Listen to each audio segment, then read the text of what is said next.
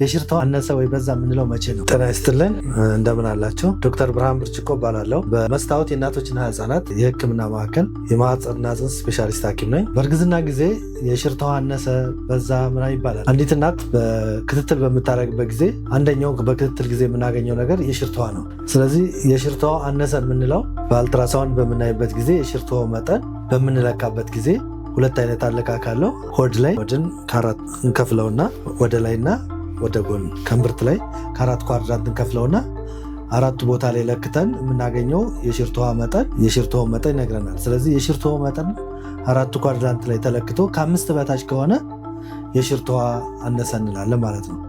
ወይም ደግሞ አንድ ቦታ ላይ ብቻ ለክተን ማክሲመም ያለውን የሽርታዋ መጠን ለክተን ከ2 በታች በሚሆንበት ጊዜ የሽርታዋ ቀነሰ እንላለን ማለት ነው።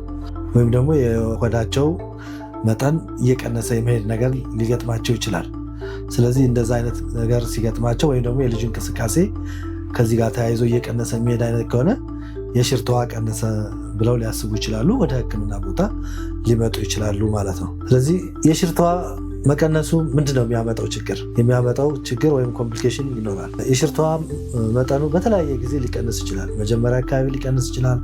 መጨረሻ መሀል አካባቢ ሊቀንስ ይችላል። በተለያየ ጊዜ የተለያየ ችግር ሊያመጣ ይችላል። ሜንሊ ዋናው የሽርታዋ መቀነስ ችግር የሚያመጣው ህፃኑ ላይ ነው፣ ወይም ፌተስ እንለዋለን። ሆድ ውስጥ ያለው ህፃን ላይ ነው በብዛት ችግር የሚያመጣው። በተለይ ቀደም ብሎ ከ7 ወር በፊት እንደዚህ መቀነስ ነገር ካለው የልጁ ሳምባ በደንብ እንዳያድግ ያደርገዋል፣ ወይም ሃይፖፕላስቲክ ለንግ እንላለን። ስለዚህ ልጁ ቢወለድ እንኳን መተንፈስ ይቸገራል ማለት ነው። ሌላው እንደዚሁ ዲፎርሚቲ፣ እግሮቹ ዲፎርምድ የመሆን ነገር ሊገጥሙ ይችላሉ ማለት ነው።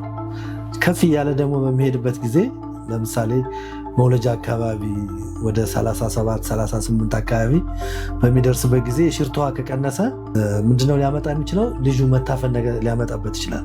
ፌታል ዲስትረስ እንለዋለን። ልጁ ይታፈናል። ምክንያቱም ደግሞ የሚታፈንበት ምንድነው? እትብቱ ስለሚጣበቅ በልጅና በማህፀን መካከል ስለሚጣበቅ እንደ ልብ መተንፈስ አይችልም፣ ወይም እንደ ልቡ ምግብ ማግኘት አይችልም ማለት ነው።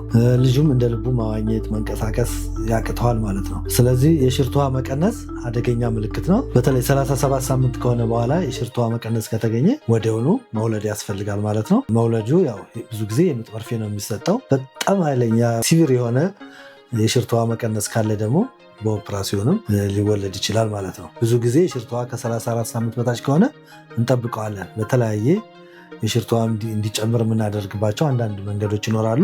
ውሃ በብዛት እንድጠጣ በማድረግ እስከ 3 ሊትር እንደዚህ ውሃ እንድጠጣ በማድረግ ወይም ደግሞ በግሉኮስ ፈሳሽ ነገር እንድትወስድ በማድረግ እረፍት እንድታደርግ በማድረግ የሽርታዋ መጠን የተወሰነ እንዲጨምር ወይም እንዳይቀንስ ለማድረግ ይደረጋል ማለት ነው።